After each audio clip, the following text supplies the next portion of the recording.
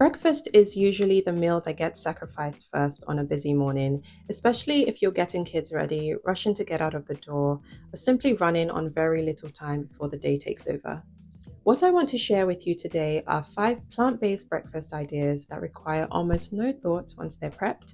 So the only decision you need to make in the morning is which container to grab out of the fridge or which little things to assemble together. Welcome to Cozy Nutrition. I'm Tomi, a certified nutrition coach. The breakfasts I'm sharing today are ones I've relied on myself, which have helped me lose over 25 kilograms within a year.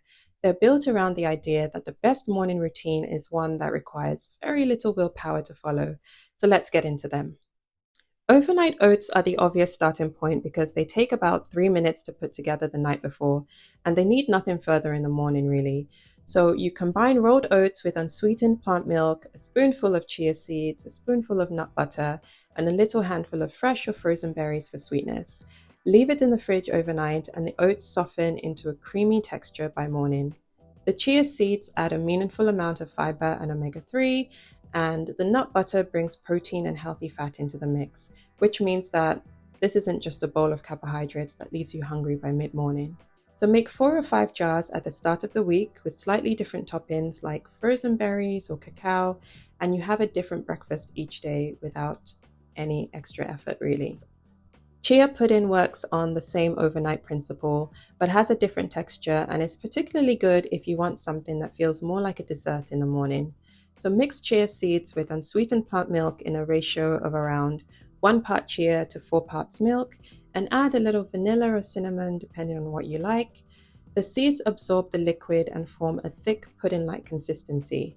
Chia seeds are exceptionally high in fiber and provide a good dose of plant-based omega-3, as I've mentioned before, and this makes it a nutritionally dense option, despite how little is involved in making it.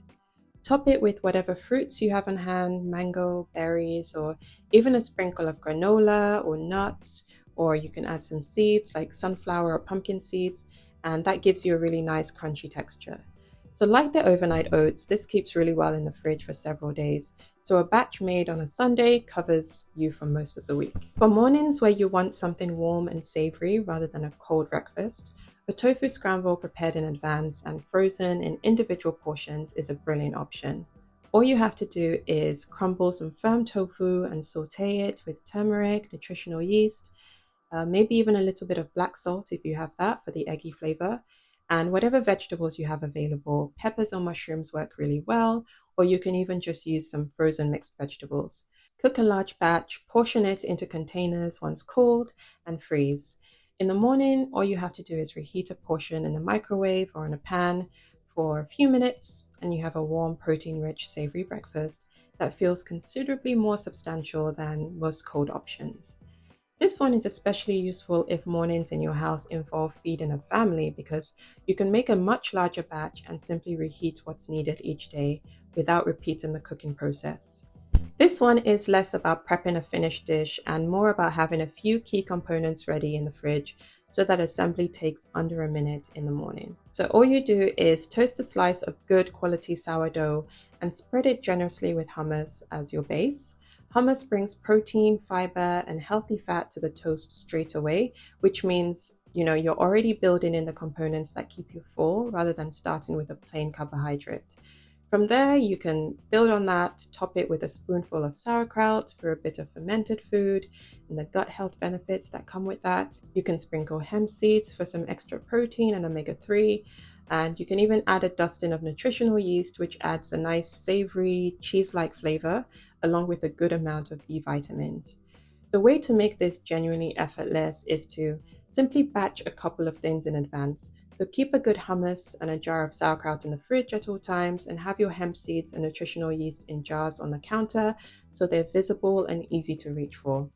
With those staples always stocked, breakfast becomes an assembly job rather than a cooking job, and the whole thing comes together in the time it takes the bread to toast. So this is also one of the more flexible options on the list because the toppings can shift slightly depending on what you have at home. So you can add a few slices of avocado if you want, a scattering of chili flakes, or even some sliced cucumber. They all work really well alongside the base of hummus and sauerkraut without changing the principle behind it. Now, if you don't want to use sourdough, I have a great recipe for gluten-free fermented quinoa bread that you can check out on my channel, and I'll link it. Breakfast muffins work particularly well if you want something you can eat with your hands while moving through a busy morning. Simply combine oats, mashed banana, unsweetened plant milk, a little baking powder, cinnamon, and a handful of mix-ins like blueberries, chopped dates, or dark chocolate chips. You want a thick, gloopy batter, so add the plant milk slowly until you get the right consistency, but otherwise there's no need to really measure anything out.